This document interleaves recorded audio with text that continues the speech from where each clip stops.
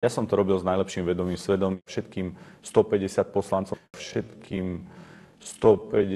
poslancom. Ďakujem Bohu za tú životnú skúsenosť, že som mohol konkrétne, napríklad len v útorok, mal som čo robiť od 3 veľvyslancov Rakúska, Malijskej republike, Grécka, lídrovi Smeru. Naozaj, keby ste ho videli, a poviem to exkluzívne dnes, takého dojatého, nechcem povedať so slzami, mať tú skúsenosť a najviac chutí. Ja to prehltávam.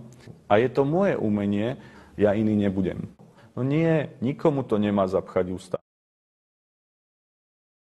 Sú to také veci, že sa vám postaví na tlačovke. Každý sme si tým prešli a ešte nie som taký starý, aby sa mi to nestalo občas.